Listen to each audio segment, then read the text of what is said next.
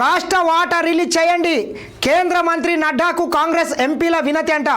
బద్నాం చేసేందుకే urea కోత. కేంద్రంపై రాష్ట్ర కాంగ్రెస్ ఎంపీలపై పార్లమెంట్ ఆవరణలో నిరసన. మా వాటా మాకు ఇవ్వండి, తెలంగాణ రైతుల్ని కాపాడండి అని రాసి ఉన్న ప్లకార్డులు పట్టుకొని ఆందోళన. లోక్సభలో వాయిదా తీర్మానం ఇచ్చిన ఎంపీలు కేటాయించిందే పంపాలని కోరుతున్న మల్లు రవి. తెలంగాణ బీజేపీ ఎంపీలు ఏం చేస్తున్నారు? ఎంపీ బలరాం నాయక్ బీజేపీ రైతుల ద్రోహి ఎంపీ గడ్డం వంశీ.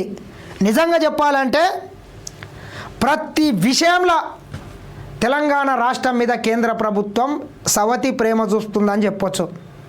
ఈరోజు తెలంగాణ రాష్ట్రంలో యూరియా కొరతను సృష్టించి అంతిమంగా త్వరలో జరిగేటటువంటి స్థానిక సంస్థల ఎన్నికలలో కాంగ్రెస్ పార్టీని దెబ్బకొట్టాలి, ఈ ప్రభుత్వాన్ని దెబ్బకొట్టాలి, ఈ రైతుల నుంచి దూరం చేయాలనేటటువంటి కుట్ర కోణంతో ఈరోజు బీజేపీ పార్టీ పనిచేస్తుందని చెప్పకనే చెప్తున్నాం. మరి తెలంగాణ రాష్ట్రంలో ఇంత ఈరోజు యూరియా కొరతతోని రైతులు ఇబ్బంది పడుతుంటే ఈ తెలంగాణ రాష్ట్రం నుంచి బీజేపీకి సంబంధించినటువంటి 8 మంది ఎంపీలు ఉన్నారు, 2 కేంద్ర మంత్రులు ఉన్నారు.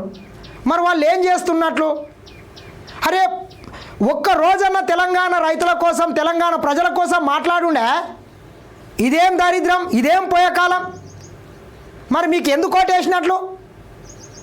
ఢిల్లీలో పోయి ఉత్సవ విగ్రహాలలాగా ఉండి వాళ్ళ అడుగులకు మడుగులు ఎత్తుకుంటా, వాళ్ళ చెప్పులు మోసుకుంటా, ఇదే మీరు చేయాల్సింది.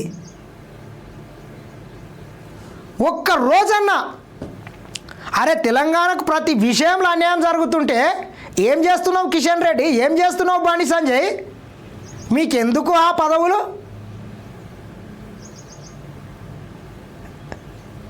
ఖచ్చితంగా తెలంగాణ సమాజం ముందు, తెలంగాణ రైతన్నల ముందు మీరు అనుకుంటున్నారు ఇట్లనే చేస్తే ద్రోహులుగా మిగిలిపోతారు.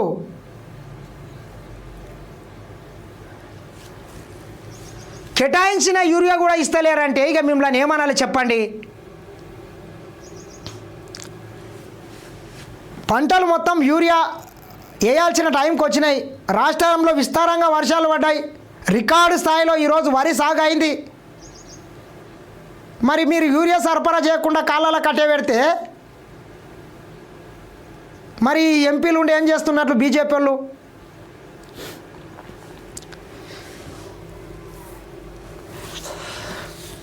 పోడు భూముల్లో సోలార్ ప్లాంట్లంట.